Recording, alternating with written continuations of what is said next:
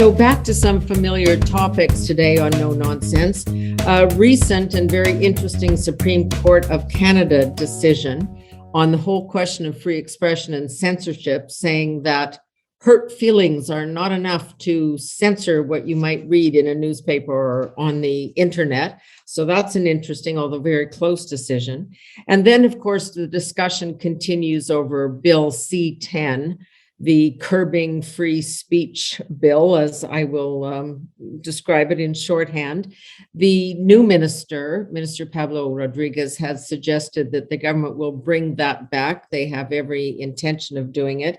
And another bill, 36, which is about restricting harmful speech, again, where that Supreme Court decision really matters. So with us today is Peter Menzies. He's been our guest, and we really appreciate it when you come back and walk us through these things.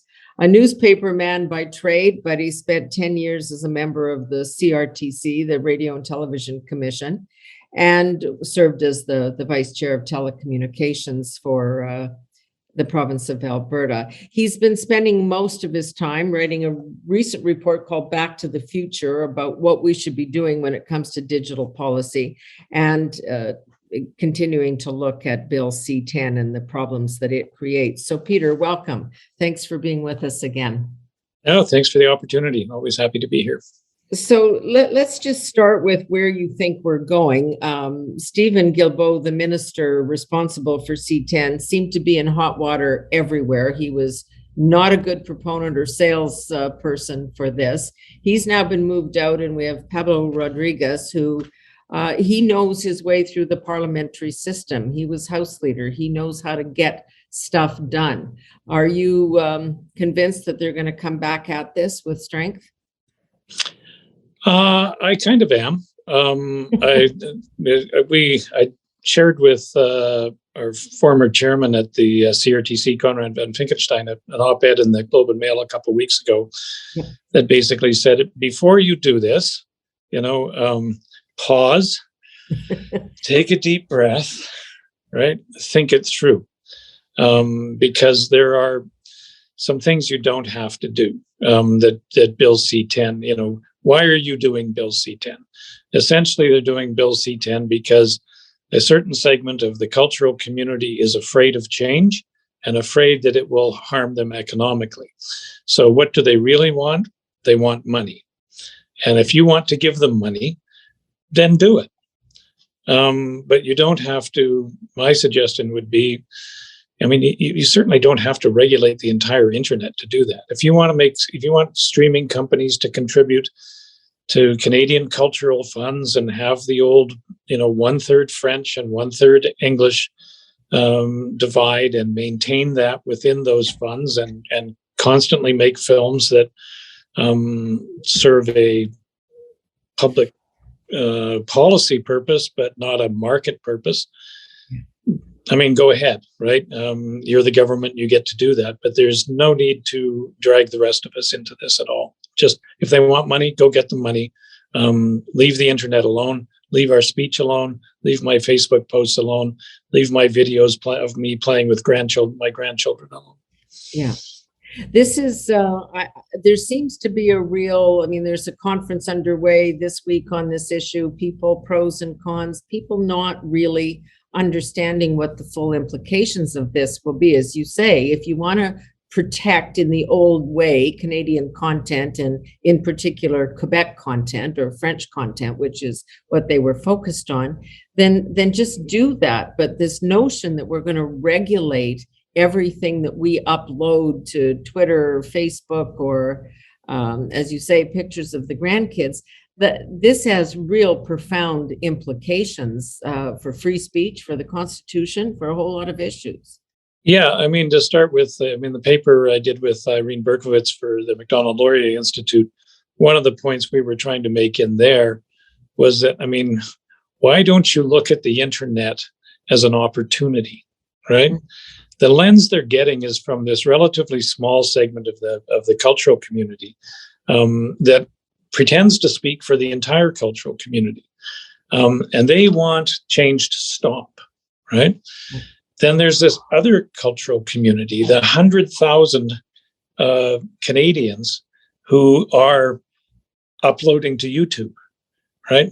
The 25 to 30,000 Canadians who actually have full-time jobs through in creating art and programming and on all kinds of different sort of opportunities through YouTube, and are going out and conquering the world with it, right?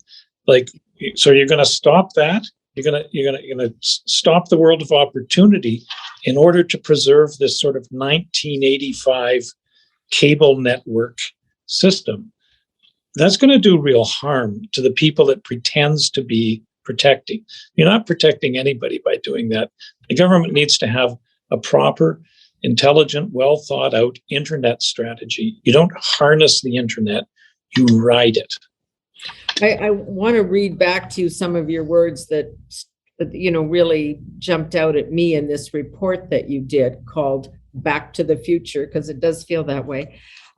We can no longer define ourselves as gatekeepers in a world in which there may be no gates.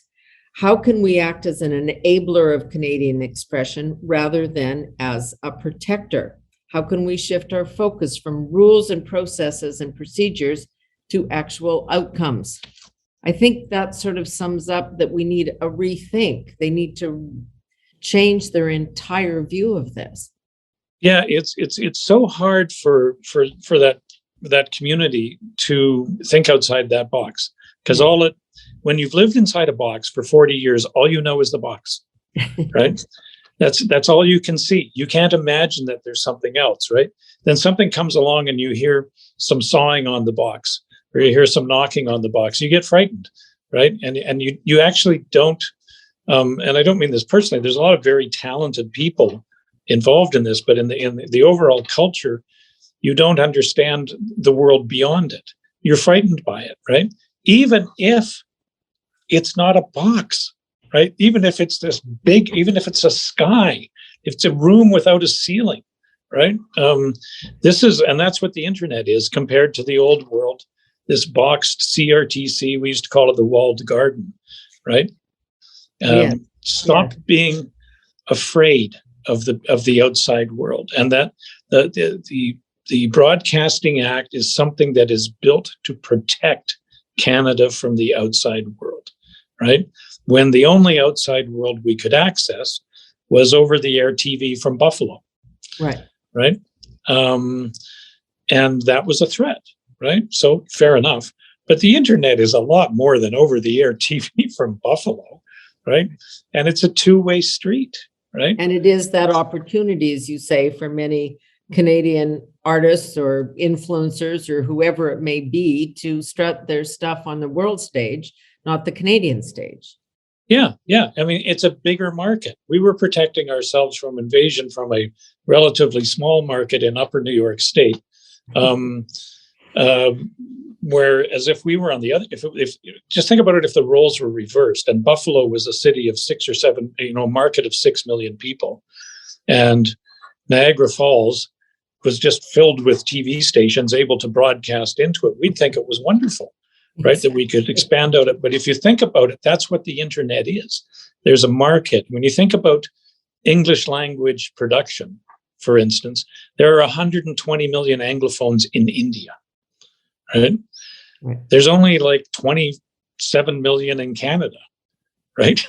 So, and there's I don't know, 300 some million in the United States, and there's 70 million in the United Kingdom, and there's I don't know how many million in South Africa, and 16 million in Australia, and 5 million more in New Zealand. I mean, that's the market we've got. And we've got the talent, right? So why would we take our talent and just stuff it into the regulatory attic like our mad auntie? It's nuts. There's some questions here that I think, as we have that discussion about getting out into the real world of the internet, is and we have to wrestle this. So how are we going to, or how should we be defining Canadian content? Is that anything that any Canadian does, and therefore how can we subject that to some kind of regulatory process when what they do is so vastly different? They may be writing a blog, or they may be producing a Hollywood movie that's seen around the world. Right. Well, right now, the sort of official CanCon definition comes through. It's called MAPL, Maple Formula. That's you check off a certain number of boxes and you get a certain number of points and you qualify. And it's always been confusing because sometimes it produces just work. So you're trying to figure out whether this is actually an industrial subsidy, whether it's just something that creates work for, it's written by a Canadian, or it's supported by a Canadian, or the production staff are all Canadian, the gaffer, the camera person is Canadian, and that sort of stuff. So it created, 50 temporary Canadian jobs, so it's Canadian. I watched a Canadian film on Netflix last winter that was entirely about American crimes. It was funded by Film Canada and had some Quebec funding as well. And there wasn't, even though some of it was set in Montreal, I think, or Lachine, there was nothing Canadian culturally about it. So the government actually needs, because the CRTC's, I think, always been hesitant to make that decision, because I think it's a decision the government should make. Mm-hmm. What do you want to subsidize? Do you want to subsidize cultural content, or do you want to subsidize jobs? Because if you want to subsidize cultural content, let's go make the Vimy Ridge movie, right? And let's not care whether the lead actor, if you can get Matt Damon to play the lead actor and make it a huge hit and tell the world the story, go ahead. Tell a great Canadian story, and we will fund that. As it stands, we've spent billions and billions and billions of dollars, and we have not made the Vimy Ridge movie. But a story about American crime numbers, as long as there's a Canadian camera person or one actor who's on screen for 5 seconds, that all of a sudden becomes Canadian content. Sure. Actually, in the instance I'm thinking about, and I just can't recall the name of the program right now, one of the actors won a Canadian Screen Actors Award for it. Yeah. And she was playing an American in an American story. I mean, good for her. She acted well and that sort of stuff. But I don't think that's really what people think that's about. So if you want to tell stories about Canada, if you want to fund films that tell Canadian stories, and I think there's a lot of filmmakers out there who'd like to do that, change the rules, or have 2 sets of rules. Because right now, if you're just looking at job creation, the marketplace is doing that very well, right? The Canadian film and film and television production industry has never had it better, right? It's grown by 80% over 10 years. It's even during the pandemic, as was pointed out in the paper with Irene, it's at like 98% employment. It's just doing great. So there's not a problem.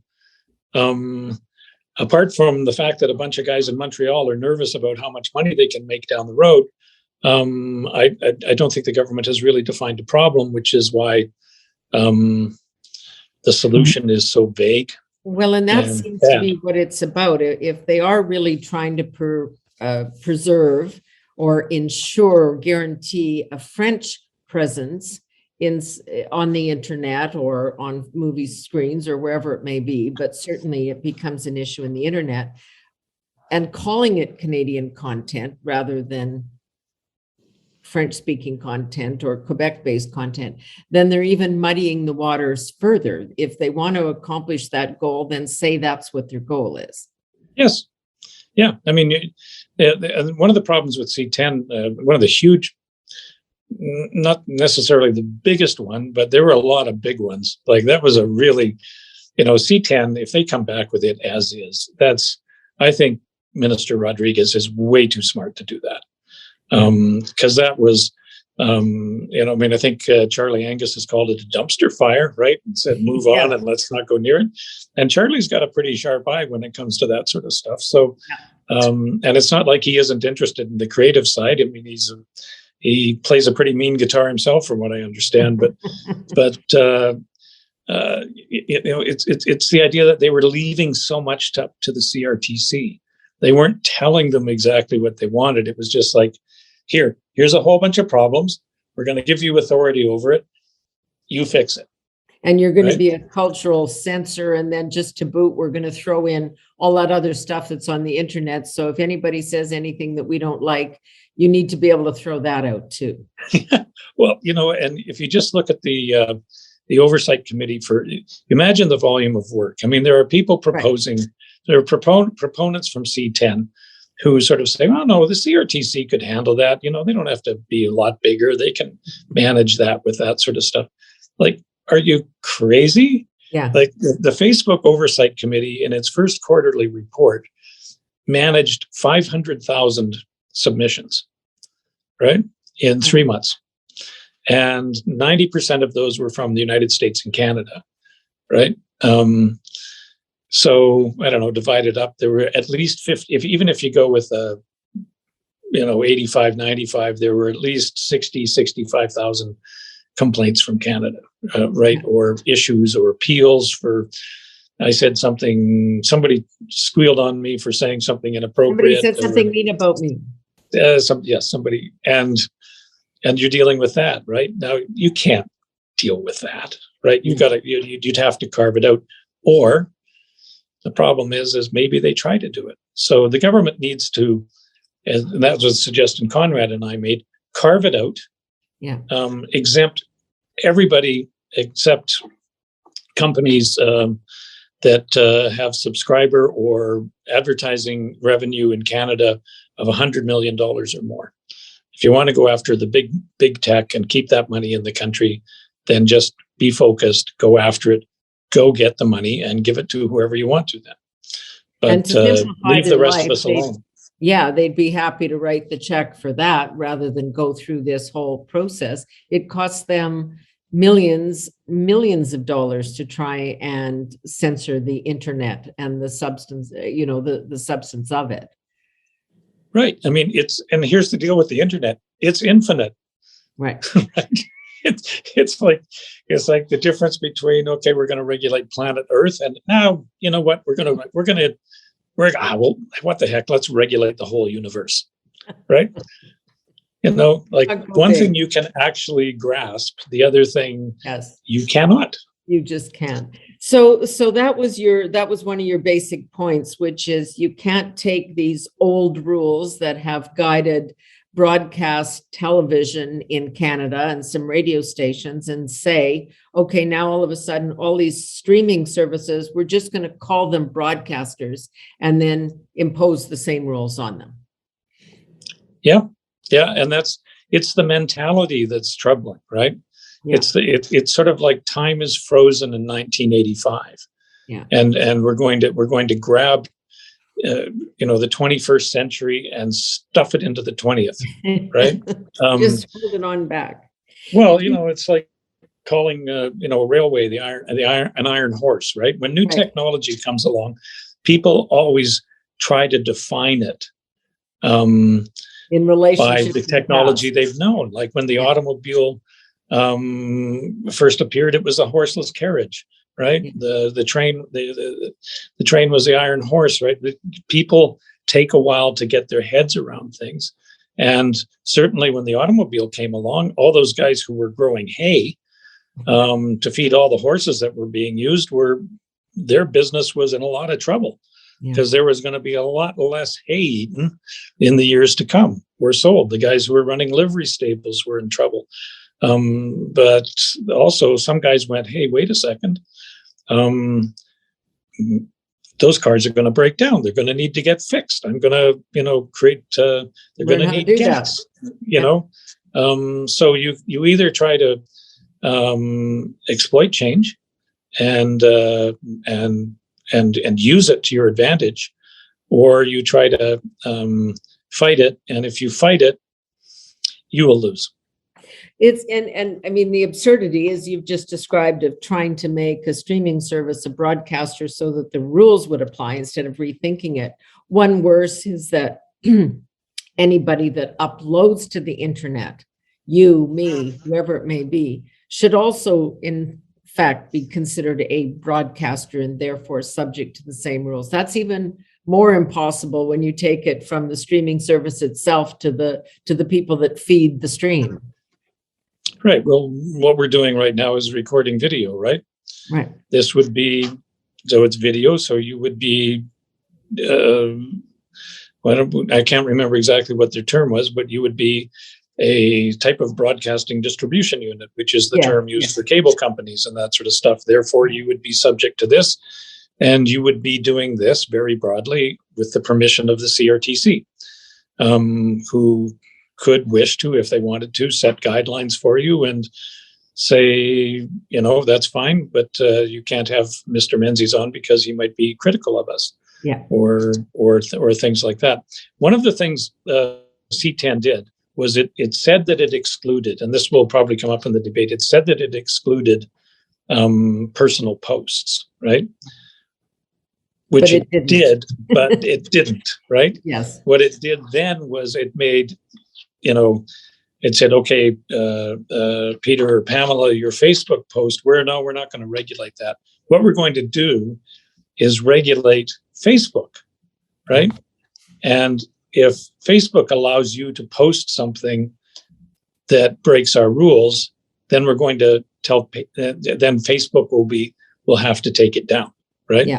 So and it's kind of like shut you down, and then we'll have more cancel. Yeah, it's like, hey, you don't have to worry about me. I'm not going to do you any harm, but here's my big friend. Yeah. Right. He's going to tell you what to do, right, on my behalf. So it's kind of shifting the burden of thuggery to that extent. No, and then it's misused, as we've seen with Facebook and its political purpose. But even here, the former minister, Mr. Guilbeault, I mean, perhaps he didn't mean to say it so clearly, but he did, which is, and if we don't like what you're talking about, or if you're critical of our government, we may take that down. I mean, that's where the fear really came in of what the ulterior motive was here. Sure. And if, yes, at the end of the day, they could order a website to be taken down if it didn't follow the direction of their new rules in terms of that sort of stuff. And these sorts of things create chills, right? So if you're the company that's being regulated, and the government has a certain set of expectations, or a government appointed body has a certain set of expectations, you're going to err on the side of caution, right? If you're talking about facing big multi-million-dollar fines, like Guilbeault talked about, because he really wanted to crack down on big tech, right? Yeah. Just like he's going to crack down on, oil and gas now, and bring that to heel, right? That's sort of his instinct. He likes to find these big things and bring them to heel. They will come to heel. I mean, they'll either shut down and leave, and some smaller companies might, but they'll likely come to heel. But they will do their bidding. They'll do their sort of dirty work for them. And it's very intimidating because it sets a chill. They can say, well, hey, it's not our rules. If they want to say there's no no political commentary on their platform, that's their prerogative. I just read something the other day about Rumble, which is kind of an alternative to Twitter and some other things, which was Canadian based. They're now moving to Florida because they too have been looking at these possible rule changes and said, who needs to live under that? We're just going to get out of Dodge. Well, exactly. Wouldn't you? Yeah. Right? Yeah. I mean, this is when we get into free speech issues, this is what gets interesting. And what's that recent Supreme Court decision gets interesting. Right. In the United States, it's absolute, right? Free speech, period. Yeah. Period. Right? Yeah. And their courts uphold it, and you can go in and say, but that was very intimidating what he said. I found it frightening. It was racist. It was sexist. It was anti-Semitical. And the courts will say, suck it up, buttercup. Yeah, too bad, so sad. That's what America is all about. It's about freedom. Sue the guy.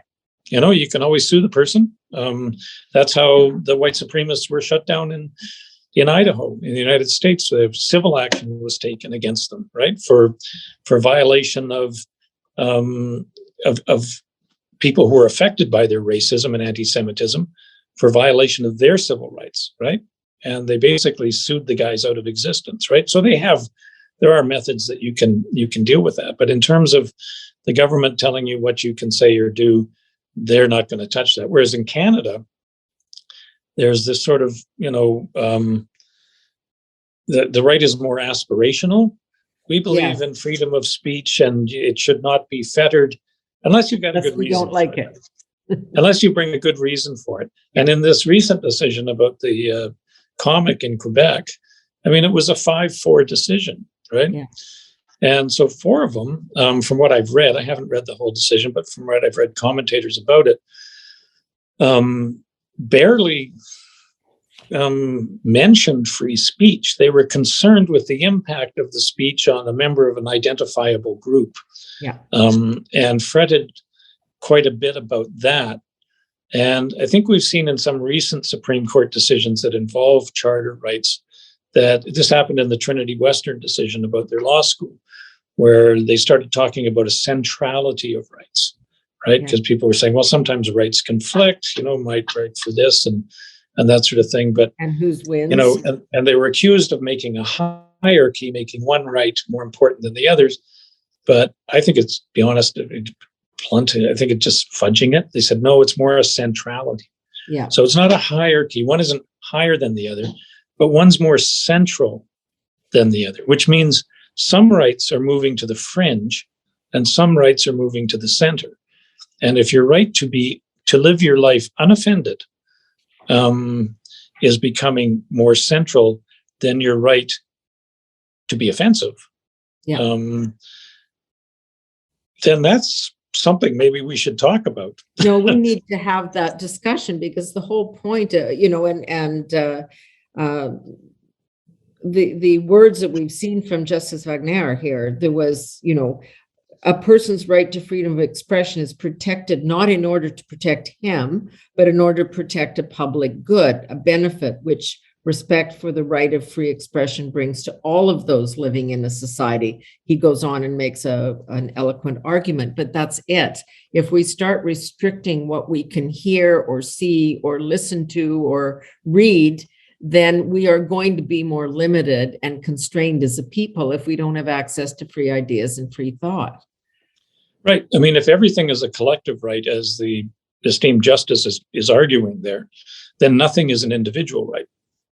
Right? That we all submit our individualism to the collective, right? Yeah. In terms of that. So anytime I speak, sure, Mr. Menzies, you may speak, but you better check out what you're going to say first with Ms. Wallin, because and go into the room and sort of ask everybody, okay, this is what I'm thinking of saying. What do you think, guys? And I'll get some feedback and then I'll say it. But they'll say, hey, you're free to say whatever you want, but you're not. You're submitting to the collective. I mean, we'll shut you down if it. I think there's probably some better qualified people than me who would make a pretty good argument that would say, no, I was actually around when they were putting the charter together. Yeah. And I remember John Diefenbaker's Bill of Rights, and those were very, very, very much intended to protect individual freedom. Exactly. Right. And it certainly, and that individual freedom itself is a public good. Yes, and this notion that you have somehow a right to live your life without ever being offended or hearing something that makes you angry. I mean, it's even less realistic in the world we're in now with the internet and the access to all of these things than we could have imagined. That's why you opt for freedom of expression and my right to shut you off if I don't like you, but not the state's right to shut you off. Sure. At 6 o'clock every morning, my radio comes on and I hear the CBC National World News, right? That's how I start my day. By 8 minutes after 6, when that newscast is over, I have been offended at least 4 or 5 times, right? But you still keep turning it on. Somehow I summon the courage and fortitude to carry on through the day. I do not go back to my bed and hide under my covers, right? This is life. I mean, when to stand up for freedom of speech, seems to take a lot of courage these days. And it was just know. a no-brainer a very short time ago. Exactly. Whatever happened to,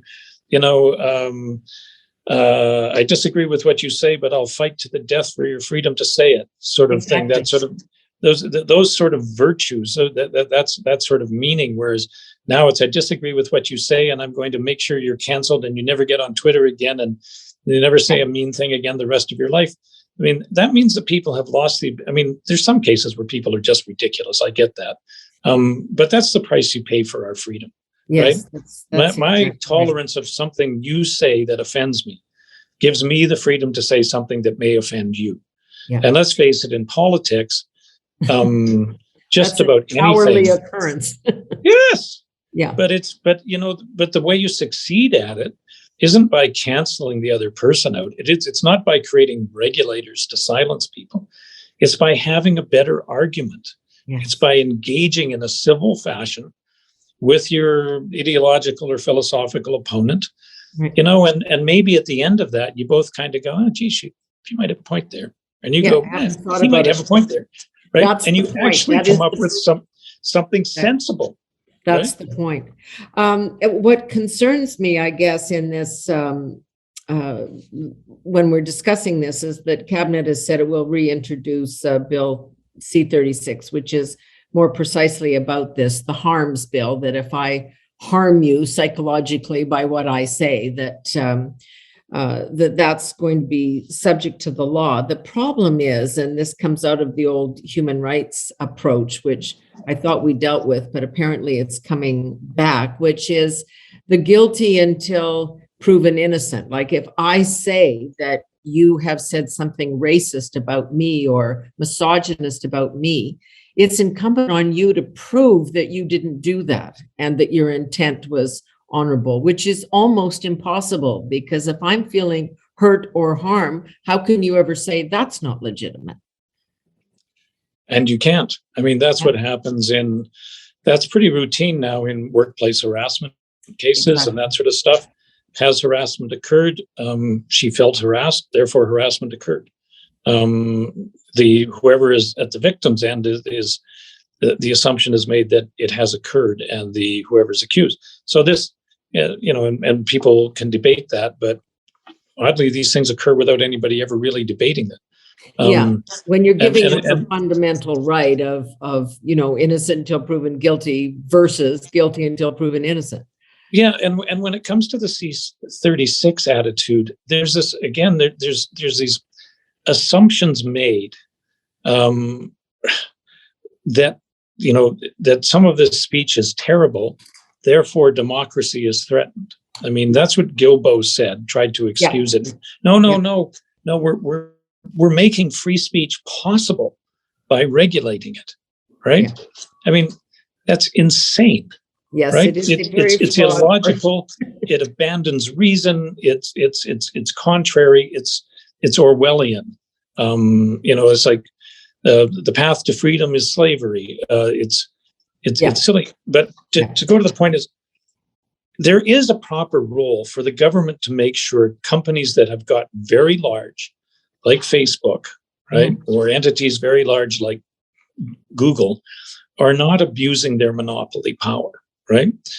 There's a very proper role for government, if you want to regulate the internet, for getting in there and saying, hey, Facebook, who are you canceling? Who are you preferring? Are you canceling more conservative or more social or more progressive or more liberal speech? We're getting a lot of complaints from people who feel that your proprietor, basically, Mr. Zuckerberg, is using this vehicle to pursue his own ideological agenda, which is, one of the legitimate reasons for broadcasting regulation in the past was to make sure that people who had a monopoly asset in a marketplace weren't using it as a bully pulpit, right? So, yes. I mean, I think there's a legitimate role there to ensure that these companies, the very large ones that have got into what you would call an anti-competitive position, sort of monopoly position, aren't abusing their market, their dominance in the market, and are conducting themselves fairly. I mean, that's why Facebook itself created its oversight board. But sunlight itself, transparency is that's what's going to help us. If we know that Mark Zuckerberg is writing big checks to the Democratic Party and that he only cancels conservatives and he supports Democrats, whatever the case may be, then at least if we know that, we can judge what we consume off his sites. Yeah, and I mean, I think the people at Facebook have been as reasonably upfront about that they get it, that transparency is the issue. Their own oversight board's report that just came out last week said Facebook's not being transparent enough. Yeah. Right. So we need to know how those algorithms work. Yeah.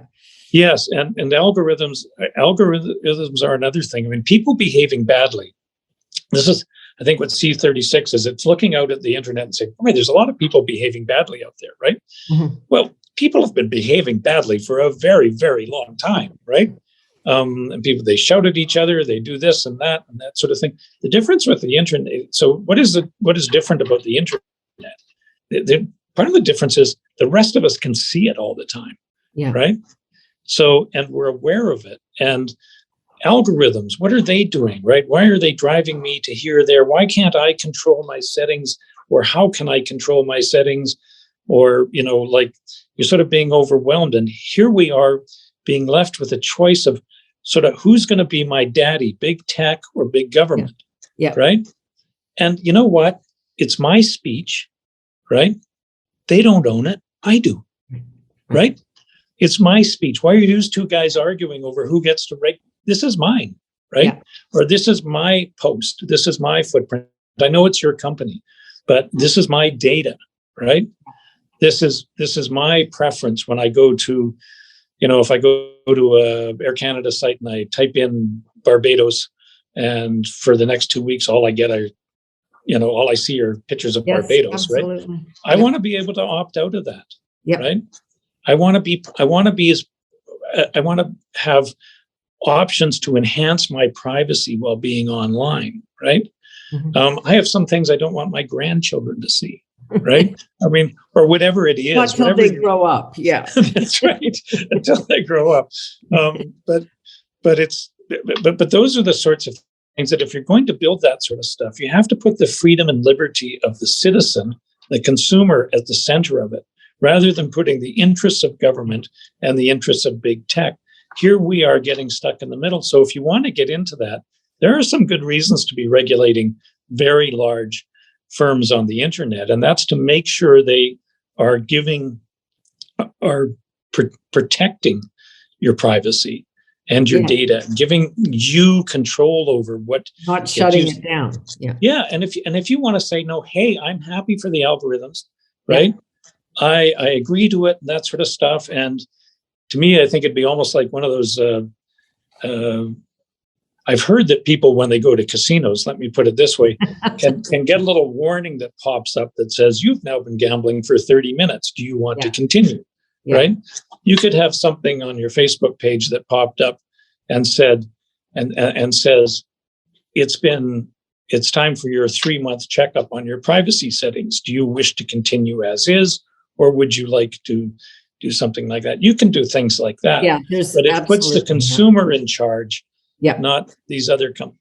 I'll tell you one thing that's just really troubled me as we wrap this up here today. You've done this report.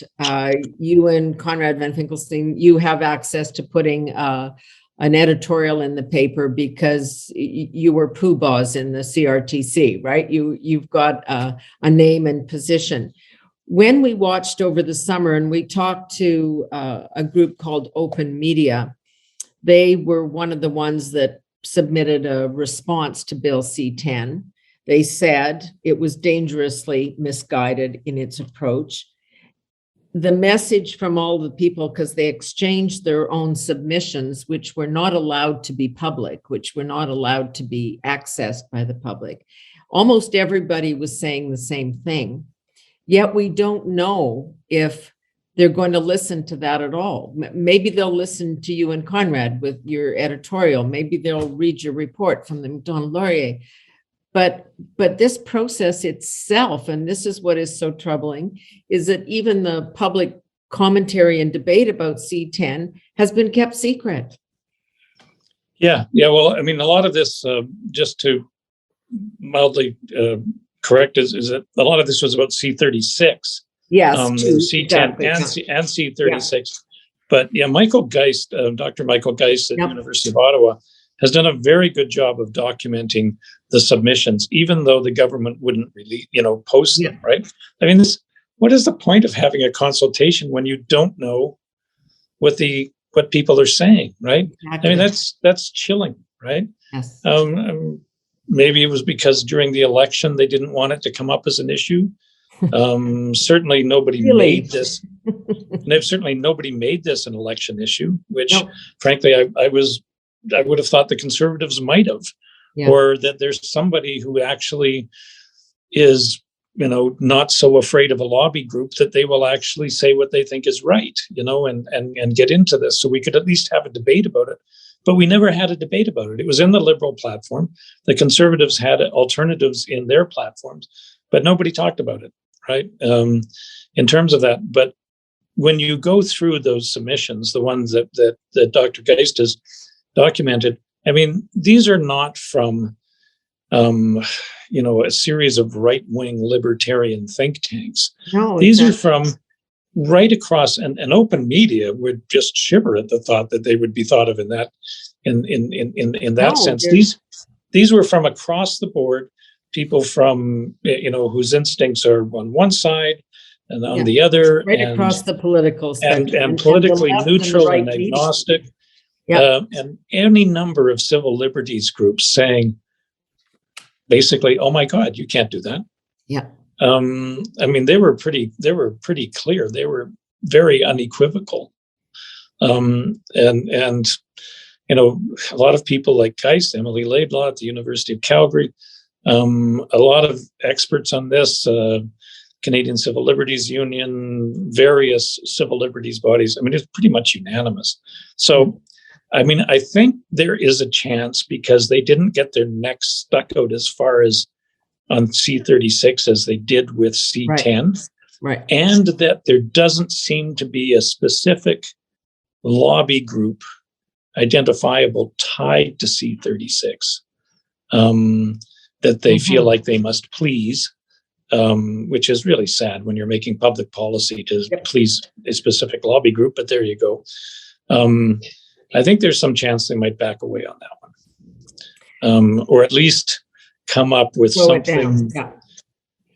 Well, I mean, they say the core purpose is, to stop hate speech, but they don't really want to redefine hate speech, right? No, and we've got laws on that. We've already got a law. They, child porn, sharing of intimate images. I mean, there's about 5 things there. They're all illegal already, right? I mean, the internet is not, outside the legal system, right? Everybody says it's the Wild West. No, it's not. The criminal law applies there. The still applies. Absolutely. There. Online creeps get arrested all the time. Yeah. Right. For various attempts at seduction and sharing of things, images that are illegal, etc. It happens all the time, right? So again, where's the problem, right? Yeah. I mean, nobody's going to say I'm opposed to getting tougher on child porn, right? No. Nobody's going to say I'm opposed to this sort of stuff. But that's okay, why so we go have ahead. Laws about it. Yeah. Right. But then you're trying to smuggle all this other stuff in behind it, right? You put these things out front, right? And then you smuggle everything else in behind it. And that's just dishonest, right? Yeah. So if you oppose it, then they just say, "Oh, look at you. You're in favor of hate speech. You're in favor. Exactly. You're a child pornographer," and that sort of stuff. That's tiresome. Yeah, no, it really was. And I think we used the phrase the last time we spoke, the Trojan horse, and that seemed to be a deliberate act. Peter, it's so great to have you come back and walk through all of this stuff with us, because I think we're talking about some very fundamental rights as individuals and as a society here. And we've got to know what path we're going down. Yep. Now we have to figure out how, if people can actually get as mad about losing the freedom of their speech as they are about putting a mask on, then we'll get someplace. I would, I'm 1,000% with you on that. I wish we would choose our priorities a little more fundamentally. I mean, just seriously, yeah. Thanks, Peter. So you know him, but he spent a good part of his life in newspapers as a journalist, as an executive, and then went on to the CRTC, where he was vice chair of telecommunications. So he knows a little bit about what he's talking about. This is the world that he was trying to regulate it. And so when he says we have to rethink that, it's really worth paying attention to. We'll talk again soon. Thanks, Peter. Thanks very much. Enjoyed it. Great. See you again. That is it for No Nonsense for today. We'll talk again soon.